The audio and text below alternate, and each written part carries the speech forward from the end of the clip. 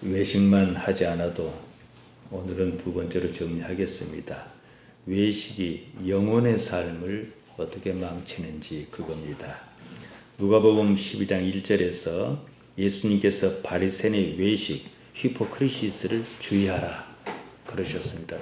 어느 상황에서요? 수만 명이 모였을 때 예수님께서 계시고 수만 명이 모였습니다. 그러면 예수님 옆에 있는 사람의 느낌이 어떠하겠습니까? 그래서 외식 말씀하신 거예요.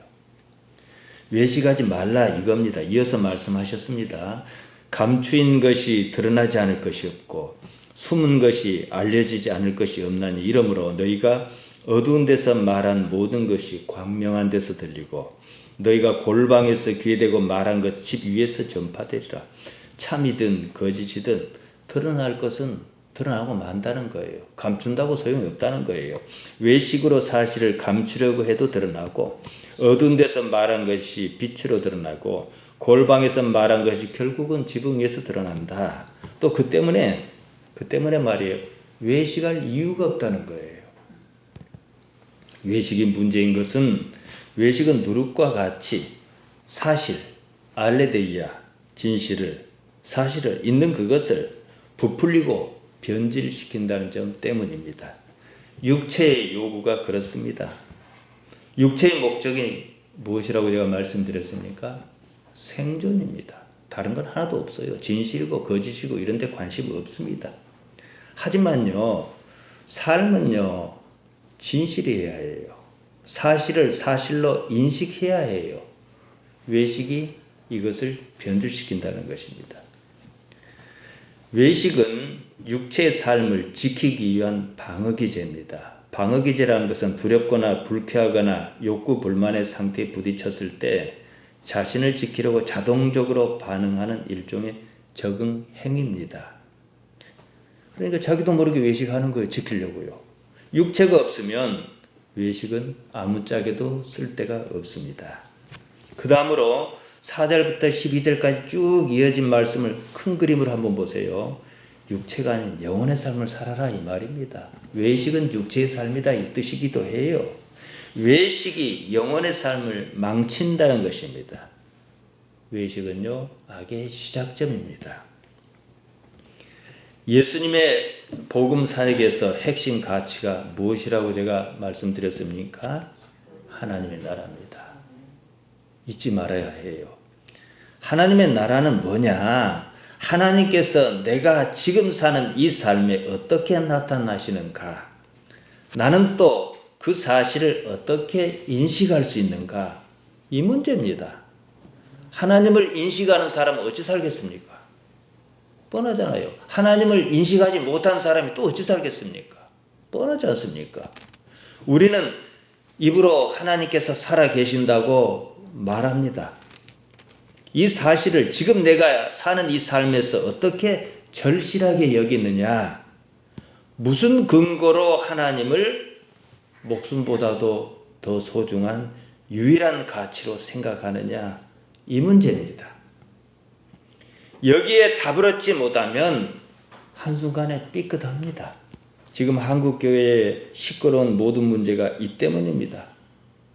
그러면 이익을 모든 가치보다 우선시합니다. 이익은 그냥 육체의 요구예요. 우리가 이익이라고 생각하는 것을 한번 여러분이 떠올려 보십시오. 그것이 우리 영혼에 무슨 도움을 줍니까? 아무런 도움을 주지 않습니다. 영원한 나라에서는 도무지 가치가 없습니다. 아무런 이익도 없으면 외식하지 않습니다. 자기 삶에서 하나님에 대한 가치를 확보하지 못하면 당장 눈에 이익인 게 들어와요. 여기서 어긋납니다. 교회 다니는 일로 어떻게 이익을 볼까 이것만 생각합니다. 교회가 생겨날 때부터 그런 일이 있었어요. 정도 차이가 있을 뿐이지 자기 이익을 위한 거짓 전도자가 그때도 있었습니다. 사업 목적으로, 정치 목적으로, 친교 목적으로 교회 다닙니다. 무엇이 이익이냐 이 문제입니다. 목사는 목회로 어떻게 이익을 볼까 그럽니다. 담임 목사 자리를 아들에게 물려주거나 어마어마한 퇴직금을 자기가 정해놓고 강요하거나 그것이 크게 이익이기 때문에 어디에 이익이에요? 육체예요. 하나님께서 살아 계시지 않는다고는 말 못합니다. 그렇다고 살아 계신다는 사실이 실감나지도 않습니다. 그러니 신앙이든 목회든 지금 이 일로 어떻게 이익을 볼 것이냐, 오로지 여기에만 관심이 쏠립니다. 말씀드렸듯이 이익은 육체가 원하는 것입니다. 영혼은 그런 이익이 필요하지 않습니다. 저는 그런 행태를 비난하려는 게 아닙니다. 하나님을 알지 못하다 보니까 결국에는 이익에 눈이 멀고 많은 현실의 문제를 지적할 뿐입니다. 삶에서 어떻게 하나님을 실감할까 고민해야 해요. 우리 신앙이 이 문제 아니겠습니까? 누군가 제게 기도를 어떻게 하느냐 물었습니다. 사실 기도는요, 말로 알려줄 수가 없어요. 우리 교회는 어떤 그 체계를 갖추고 있지 못하기 때문에 상당히 안타깝습니다. 함께 기도하면서 알아가는 높은 수준의 감각 문제입니다. 아무튼 어떻게 기도할 것이냐, 기본적으로 갖춰야 할 기준은 제가 지금 말씀드리겠습니다. 이 기준에서 벗어나면 기도 아닙니다. 예수님께서 한 곳에서 기도하셨습니다. 누가복음 11장 1절에서 4절에 나오면 바로 앞선 장이지요. 기도를 마치셨을 때 제자 중 하나가 기도를 가르쳐 달라고 요청했습니다. 이것만 놓고 보면 예수님께서는 제자의 요청이 있기 전까지 어떻게 기도하라고 가르치신 것 같지는 않아 보입니다.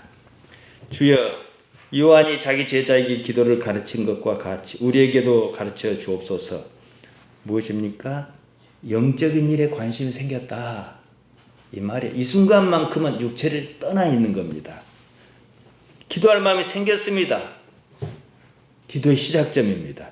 적어도 이런 상황에서는 무슨 이익을 보겠다든지 그런 마음이 없어. 이게 우리 신앙이에요. 이것이 기본입니다. 이리 말씀하셨어요. 너희는 기도할 때 이렇게 하라. 아버지여, 이름이 거룩히 여김을 받으시오며 나라의 임하옵시며 우리에게 날마다 일용할 양식을 주옵시고 우리에게 죄 지은 모든 사람을 용서하오니 우리 죄도 사하여 주옵시고 우리를 시험에 들게 하지 마옵소서. 무엇입니까? 주기도 문제예요. 이것을 7개로 나눠 볼 수가 있어요. 이게 기도의 기준입니다. 신앙인으로서 기도는 이 테두리 안에 반드시 있어야 해요. 여기에는 어떠한 제가 조금 전에 말씀드린 이익도 개입해 있지 않습니다. 그렇지 않습니까? 첫째로 하나님을 아버지라 부릅니다. 하나님은 나를 있게 한 존재, 나를 보호하는 존재로 인식하겠다, 이겁니다. 이런 인식이 없으면 신앙의 기본 틀이 모두 무너집니다. 또한 하나님께서 아버지시라는 말은 하나님의 나라의 보다 현실적인 표현입니다. 아버지가 어떤 분이십니까? 돌보고 지켜주시는 분 아니겠습니까? 내 삶의 현실에 개입해 계신다, 이거지요. 거룩히 여김을 받으시오며 하게 하죠입니다. 거룩히 하게 하다, 거룩하다, 이런 뜻입니다. 구별하다, 바치다, 성별하다, 성화하다, 이런 뜻으로도 쓰입니다. 우리는 하나님을 특별한 분으로 구별합니다. 특별하다는 게 뭐예요? 세상과 다르다는 거죠. 그 때문에 나 역시도 세상과 구별하는 그런 존재의 특성을 지향하겠다, 이게 우리 신앙이에요. 그게 무슨 이익이 개입하고 무슨 외식이 작동하겠습니까? 아버지의 나라가 임하게 해달라. 세 번째 이렇게 요구합니다. 아버지를 항상 의식하며 살겠다, 이거지요. 그렇게 요구할 정도면 나의 관심이, 내가 세상을 사는 가치 기준이 어디 있겠습니까? 적어도 육체의 이익을 위한 일은 아닙니다. 영혼을 위하여 담임 목사자를 세습하고 돈을 밝히고 그러지 않습니다. 네 번째로 날마다 필요한 양식을 달라 그럽니다. 한 달이나 1년이나 두고 쓸 수 있도록 넉넉하게 달라고 기도하라 하지 않으셨습니다.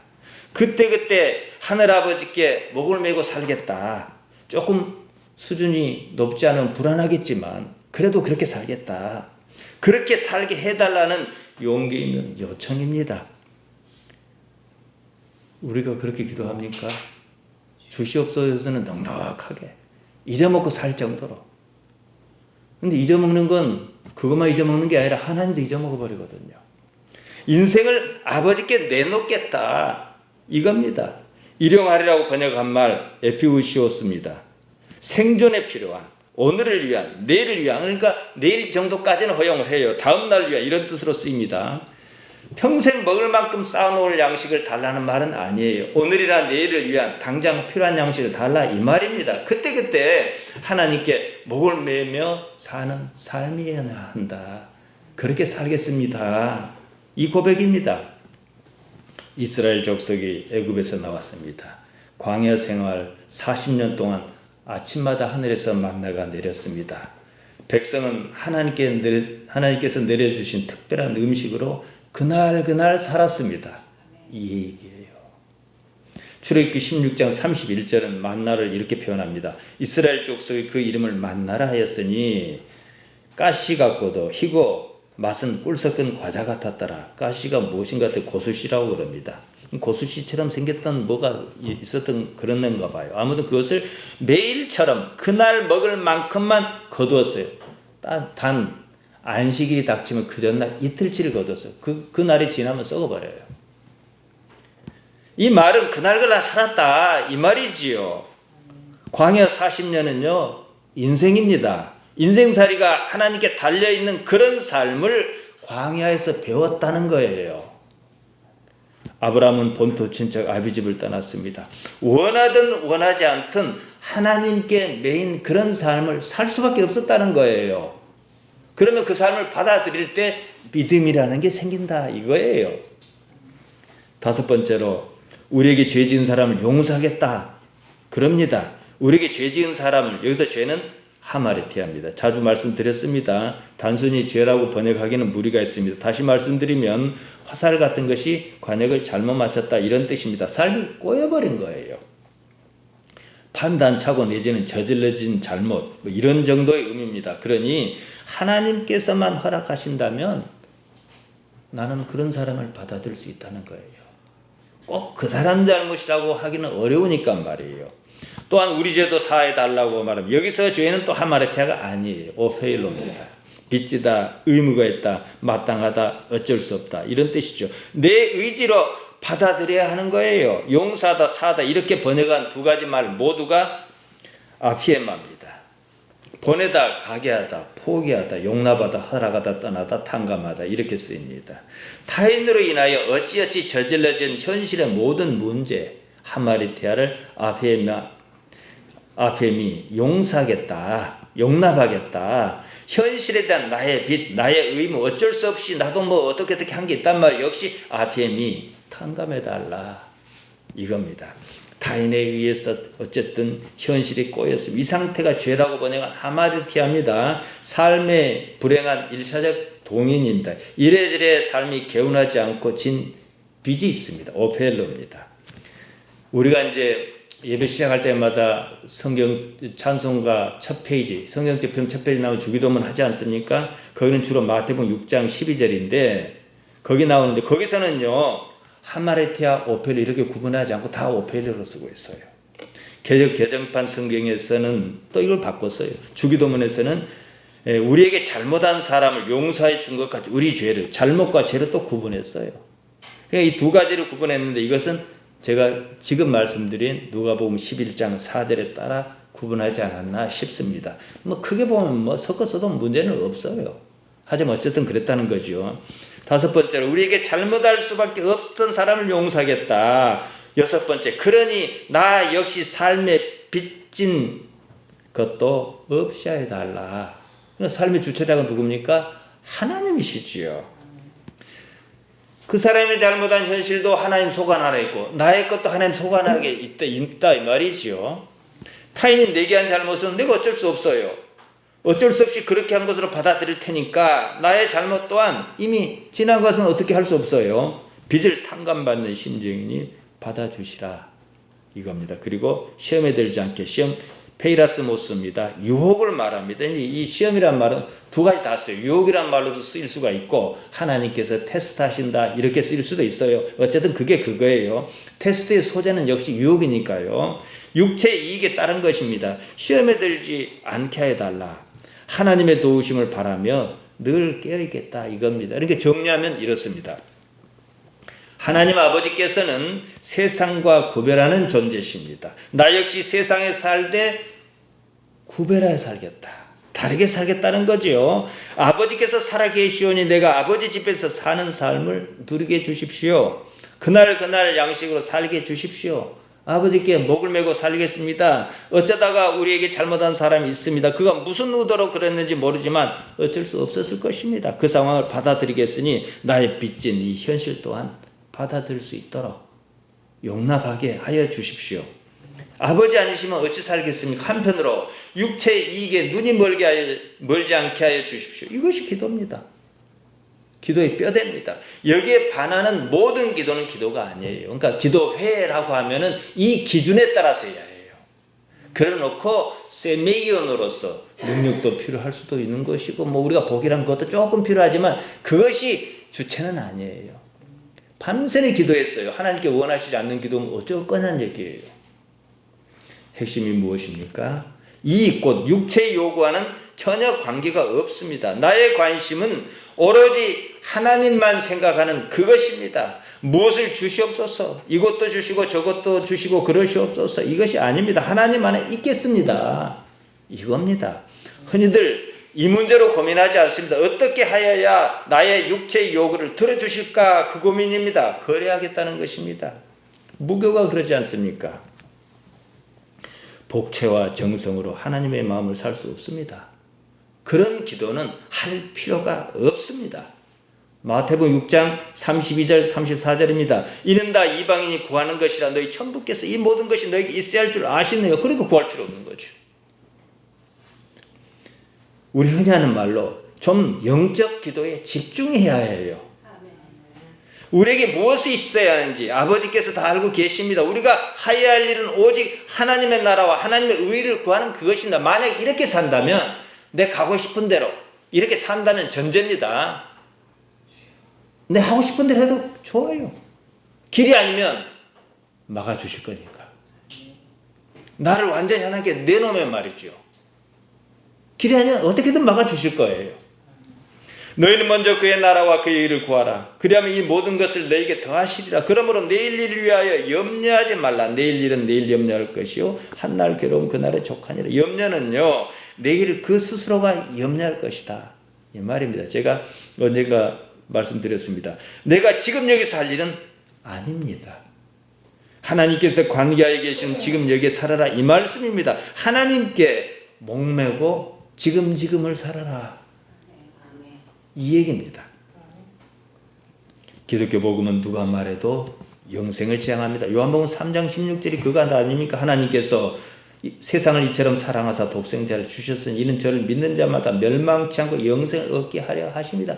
영생이 이해를 하든 안 하든 영생이 핵심 가치예요. 조엔 아이언이요. 지금 하는 어떤 일도 영생을 이루기 위한 일환이 아니면 의미가 없어요. 육체의 삶은 영생을 이루기 위한 과정이며 절차입니다. 왜냐? 육체로 태어난 이후에 영생이 있으니까요.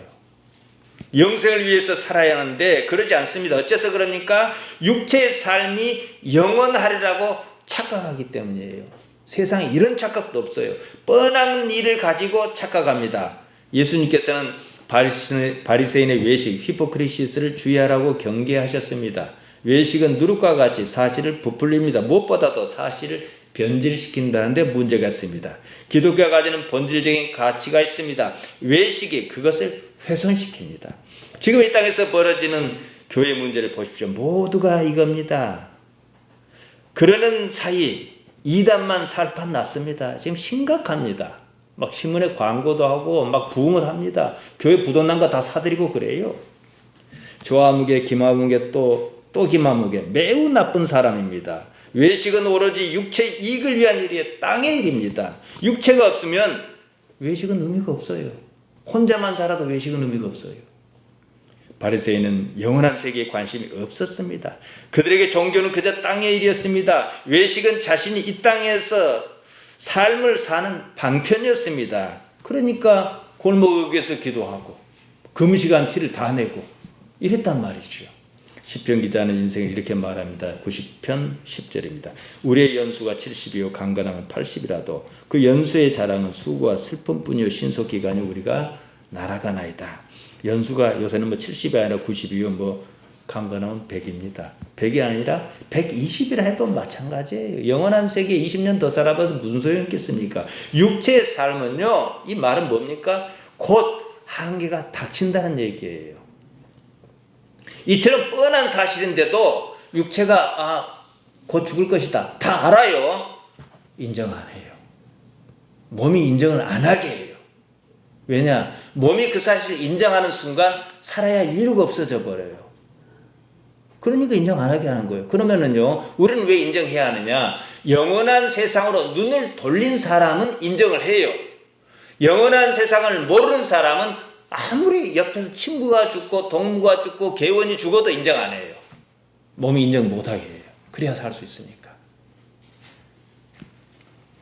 이런 육체가 영원하다고는 아무도 생각하지 않지만 실제로는 영원할 것처럼 크든 작든 이익을 챙기는데 혈안입니다.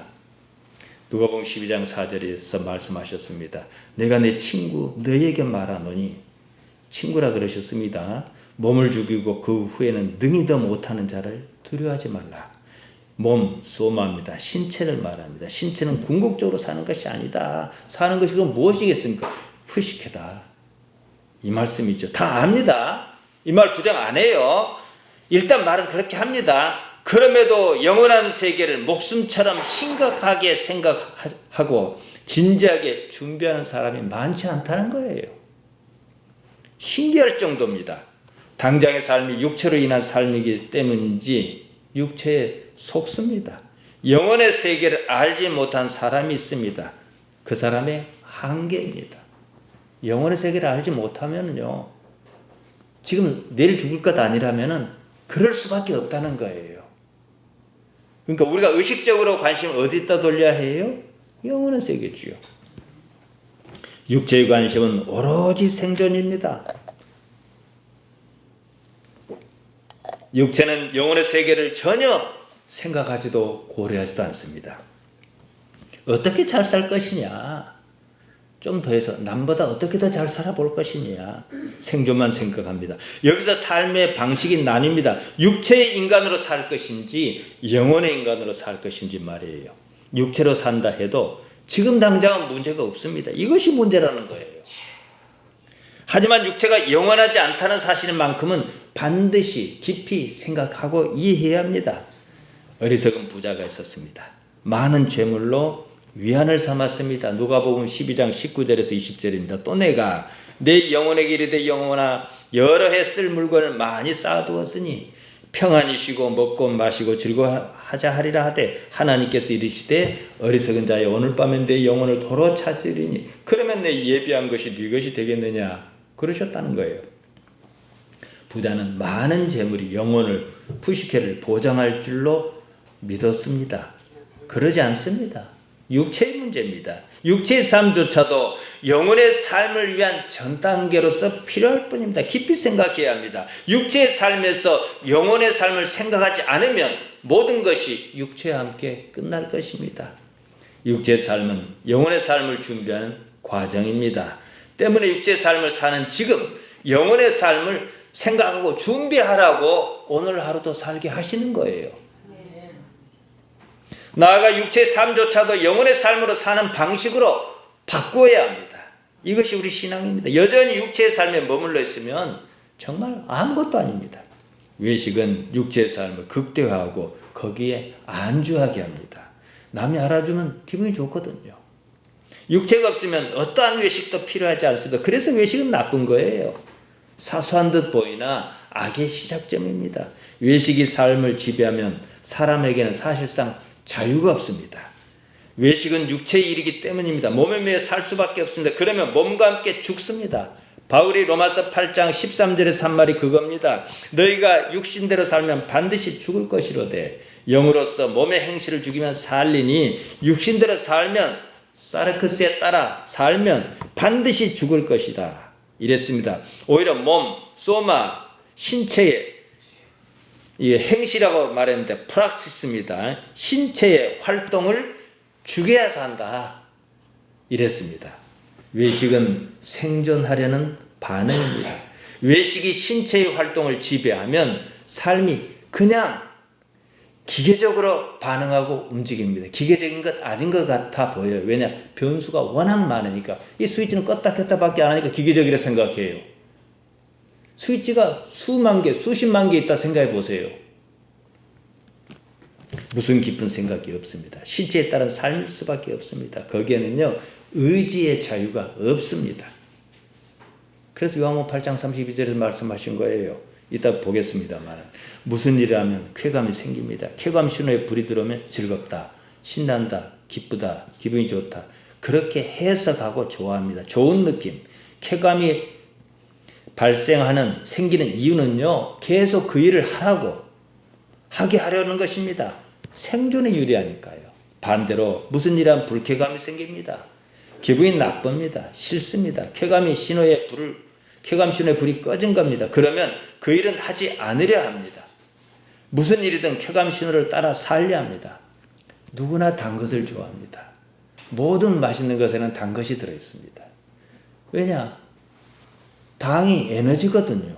생존에 필요하다는 신호입니다, 이게. 쾌감 신호의 스위치가 꺼졌다 합시다. 켜졌다 꺼졌다 합니다. 켜지는 것을 ON, 꺼지는 것을 OFF라 합니다. 숫자로 치면은 1과 0으로 바꿀 수 있습니다. 이 두 가지 숫자를 여러 개 조합하면 뭐예요? 이진법이라 그래요. 숫자로 바꾼 이상 얼마든지 계산으로 상황 표현이 가능합니다. 그래서 컴퓨터를 옛날에 전자계산기라 했던 거예요. 우리가 볼 때 계산한 것 같지 않은데 아니요. 다 숫자로 계산해서 우리에게 그걸 보여줍니다. 이진법 계산 수식은 영어 문자로 바꿀 수 있습니다. 문자는 언어로 바꿀 수 있습니다. 언어는 동작의 의도를 담을 수 있습니다. 무슨 일을 할 것인지 말 것인지 행동을 프락시스를 제어할 수 있습니다. 그러면 인공지능 로봇이요, 사람 아닙니다. 구글이 만든 인공지능 알파고가 이세돌과 바둑을 이겼습니다. 그 뒤에 세계 최고 고수라 하는 중국의 커제와 겨루어 다 이겼습니다. 어느 누구도 알파고와 겨루어 이길 사람이 없습니다. 알파고는 온, 오프, 단지 두 가지 신호로 작동하는 전자기기일 뿐입니다. 쾌와 불쾌, 단 두 가지 신호의 조합이 이세돌과 커제를 꺾었습니다. 사람이 쾌와 불쾌, 두 가지 신호에 반응해서 한다면 인공지능 기기가 하나도 다르지 않습니다. 무슨 별소리를 하더라도 조금 더 복잡한 작업을 수행하는 인공지능일 뿐입니다. 기계는 오늘 꺼져도 그만, 내일 꺼져도 그만입니다. 사람 기계는 오늘 죽어도 그만, 내일 죽어도 그만입니다. 그러겠습니까? 어떤 사람이 예루살렘에서 여리고로 내려가다가 강도를 만났습니다. 강도가 그의 옷을 벗기고 때려서 죽게 생겼습니다. 예수님께서 비유로 누가복음 10장에서 말씀하셨습니다. 마침 한 제사장이 그 길로 내려갔습니다. 강도 만나 죽게 생긴 사람을 보았습니다. 못 본 채 하고 피하여 갔습니다. 레인도 길을 지나다 그를 보았습니다. 역시 못 본 채 하고 피했습니다. 제사장이나 레위인을 왜 등장시키셨겠습니까? 이들은 누구보다 당연히 돌봐야 하는 사람이거든요. 강도 만난 사람을 율법대로 마땅히 돌봐야 합니다. 그를 돌봐주지 않으면 죽을 수 있습니다. 그런데 어떻게 못 본 채 했을까요? 머릿속에 인공지능이 계산으로 복잡하게 돌아갑니다. 수많은 경험 데이터가 있습니다. 그걸 참조합니다. 이런 경우 K 스위치가 켜졌는가 꺼졌는가 바쁘게 계산해요. 막 계산하고 순간적으로 답이 딱 나왔습니다. 이 경우 K 스위치가 꺼졌습니다. 그래서 지나간 거예요. 이해하시겠습니까? 상황을 뒤집어 봅시다. 강도 만나 죽게 생긴 사람을 보았습니다. 그런 경우를 만나 이익을 본 경험이 있습니다. 그 일로 큰 돈이 생겨 이만큼 삽니다. 그러면 강도 만나 죽게 생긴 사람을 보는 순간 K 스위치에 불이 탁 들어와요. 강도 만난 사람 당연히 돌봅니다. 마다할 이유가 없습니다. 어떤 결정을 하든 사람은 일단 그려놓고 자기 판단과 결정이 그럴듯한 구실로 붙여요. 죽게 생긴 사람을 어떻게 그냥 놔두고 가냐 이제 이러지요. 그랬든 저랬든 그조차도 이익이라는 계산 절차에 따라 K 스위치가 불이 켜진 것에 따라 몸이 그렇게 반응했을 뿐입니다. 구글이 만든 알파고가 이세돌과 커제와 수싸움을 벌일 때 어디다 바둑돌을 둘지 작동 원리와 하나도 다르지 않습니다. 알파고는 수많은 바둑수를 자가 학습했습니다. 나는 사람인가 인공지능인가 깊이 생각하셔야 해요. 다른 말로 인공지능은 동물인간입니다. 사마리아 사람은 그러지 않았습니다. 강도 만난 사람을 돌보아 주었습니다. 사마리아 사람에게서 볼 수 있는 특징이 무엇인지 아십니까? 그런 계산 절차를 전혀 고려하지 않았다는 겁니다. 쾌 스위치가 작동하는 것과 상관없이 돌보아야 한다는 거예요. 이것이 칸트에 따르면 정언명령이다. 반드시 지켜야만, 무조건 지켜야만 도덕 명령이다. 이거예요. 이러면 사람이에요. 여러분이 사람일 때가 있어요. 언제인 줄 아십니까? 약이 써요. 그래도 먹어야 해요. 그때 사람입니다. 왜냐? 순혈에 따른 조합을 무시했잖아요. 계산은 정해진 순서에 따릅니다. 거기에는 어떠한 의지도 없습니다. 일련의 절차입니다. 자유가 없습니다. 반응만 있습니다. 반응을 일으키는 수식이 여타의 동물보다 조금 더 복잡할 뿐이에요. 상상력이 있기 때문입니다.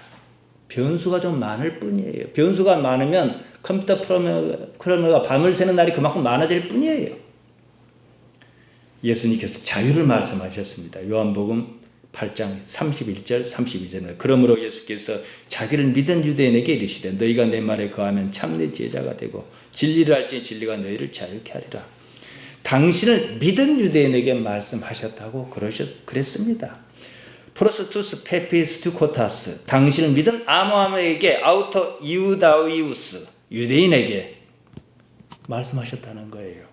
내가 내 말 로고스에 너희가 내 말 로고스에 거주한다면 메노 참 알레도스 제자며 진리 알레데를 알지니 그리고 그 진리가 해 알레데이아가 너희를 자유롭게 할 것이다. 내 말에 거주한다면 예수님 말씀을 삶의 기초로 삼는다면 이 말입니다. 진리를 할 텐데 그 진리가 너희를 자유롭게 할 것이다. 순서가 이렇습니다. 예수님의 말씀을 삶의 기초로 삼고 삽니다. 그러면 진리를 알 것입니다. 알다 기노스코 체득이라고 단순히 말하면 체득이라고 표현한 게 좋겠습니다. 몸에 익숙해서 아는 겁니다. 진리란 말 자주 말씀드렸죠. 알레데이아 그냥 사실이에요. 참 사실 그대로 있는 그대로 거짓이 아닌 참 그대로를 말합니다. 예수님의 말씀에 따라 살면 사실을 사실 그대로 보는 능력이 생겨요. 알아차린 거. 그러면 자유할 것이라는 거예요. 근데 외식은 반대지요. 사실을 안 봐요. 왜냐? 몸의 이익에 따라 어떤 건 옳을 수 있고 어떤 건 아닐 수 있어요. 그래서 너는 옳다 아니라 그러신 거예요. 거기서 벗어나면 다 악이다 이러신 거예요. 사실 단순하잖아요. 사실로 보는 게 뭐가 어렵습니까? 근데 왜 못합니까? 몸의 이익이 그걸 허용하지 않아요. 무엇이 이익인가? 손해인가? 그러니까 우리가 조금 손해를 감수하고 무엇이 옳은가? 있는 것을 있는 그대로 보는 연습이 필요합니다. 뒷 배경을 하나님으로 두고요. 이럴 때 하나님께서 거기에 익숙해야 하나님께서 나타나시는 것을 경험한다는 거예요. 이 경험이 없이 어찌하겠습니까? 하다 다니면 저 같은 성교회 목사라면 명예라도 얻어야 하지 않겠습니까? 이게 아니라면 그렇지 않겠습니까? 바로 이와 같은 환경에도 자유 엘류데로가 작동한다 이 말씀입니다. 육체적 인간이 자유롭지 않다는 사실을 앞서 말씀드렸습니다. 뇌에서 쾌의 신호가 들어오느냐 들어오지 않느냐에 따라 반응합니다. 생존하려는 본능에 따른 반응입니다. 거기에는 어떠한 자유도 없습니다. 지금 이 말씀이 왜 나왔습니까? 요한복음 8장이 판단의 문제입니다. 너희 판단은 가짜다. 거짓이다. 왜냐? 자유가 없기 때문이다. 그렇죠? 외식하기 때문이다. 이거 하다가 지금 이 말씀 나온 거거든요. 기계적으로 작동하는 원리, 어떤 원리? 생존이라는 기준에 무엇이 이익인지 아닌지 이 기준에 따라서 기계적으로 작동하기 때문에 그렇다는 거죠. 동물이 그렇습니다. 그러면 인간이라 할 수 없어요. 동물의 인간일 수 있으나 동물의 인간일 수는 있으나 신의 인간은 아니지요. 이건 대단히 중요한 가치입니다. 좋은 말씀으로 치자면 양으로 보나 뭘로 보나 불교가 훨씬 더 좋습니다. 그러나 이런 핵심적인 가치는 없어요. 요한복음 10장 34절 35절이 그 말씀입니다. 예수께서 가라사대 너희 율법에 기록한 바 내가 너희를 신 하나님입니다. 하나님이라 하였노라 하지 아니하였느냐. 성경은 피하지 못하나니 하나님의 말씀을 받은 사람을 신 하나님이라 하셨거든. 신의 인간을 지향하는 것이 우리 신앙입니다. 판단에 대해서 똑같이 작동합니다. 요한복음 8장 15, 16절에서 말씀하셨으면 너희는 육체를 따라 판단하나 보세요. 판단의 기준이 그냥 사실이면 사실 아니면 아닌 거, 희면 희고 검은 검은 걸로 판단해야 할 터인데 육체에 따라 이익에 따라 판단한다는 거예요. 나는 아무도 판단치 아니하노라. 만일 내가 판단하여도 내 판단이 참된 이유는 내가 혼자 있는 것이 아니요 나를 보내시니가 나와 함께 계심이니라. 육체는 이익에 따라 반응합니다. 참 알레데이아 사실을 전혀 고려하지 않습니다. 참이든 거짓이든 따지지 않아요. 이익만 따집니다. 그런 육체에 따른 삶에는 자유가 없습니다. 작동 원리에 따라 기계적으로 판단합니다. 무슨 판단이든 스스로의 의지에 따라 가능한 사람이라면 그는 이미 하나님의 사람입니다. 그에게는요 자기라는 것이 없어요. 에고가 없습니다. 사람의 아들께서는 그러셨습니다. 판단이 가능하다는 것은 그만큼 자유롭다는 거예요. 악의 시작점은 외식입니다. 외식은 육체가 저살자고 보이는 반응이 확대해서 나타난 겁니다. 악이란 말 포네로스입니다. 포너스에서 온 말입니다. 노동, 수고, 아픔, 고통, 어려움 이게 포너스예요. 악은 어떻게 해볼 수 없는 불행의 상태 이겁니다. 바울은 데살로니가전서 5장 22절에서 악은 포네로스는 모든 모양이라도 버리라 그랬습니다. 악의 시작점이 외식, 히포크리시스입니다. 외식이 없으면 거짓이 없습니다. 거짓이 없으면 악도 힘쓰지 못합니다. 예수님께서는 누룩과 같은 바리새인의 외식을 주의하라 그랬어요. 언제요? 수만 명이 모였을 때. 그때 제자의 기분을 한번 상상해 보십시오. 결국에는 감추인 것이 드러나지 않을 것이 없고 숨은 것이 알려지지 않을 것이 없습니다. 왜요? 하나님 때문에 말이죠. 외식을 버리면요 사람이 맑아집니다. 그때부터는 하나님께서 하는 일이 이제 드디어 조금씩 보이기 시작해요. 거기에 완전히 익숙하는 것이 목표지요. 거기서 다시 시작해야 해요. 외식은 참나가 아닌 거짓나로 살게 합니다. 거짓나가 참나라고 위장합니다. 그것이 악의 뿌리입니다. 우리가 종교고 뭐고 다 떠나서 봅시다. 어떤 신령한 나이든 도사가 있다 그럽시다. 깨끗하지요? 어린아이 같지요? 막지요? 뭐가 없어서요? 외식이 없어요. 살아계시는 하나님을 알아차리고 싶다면 보이는 그대로만 보는 거예요.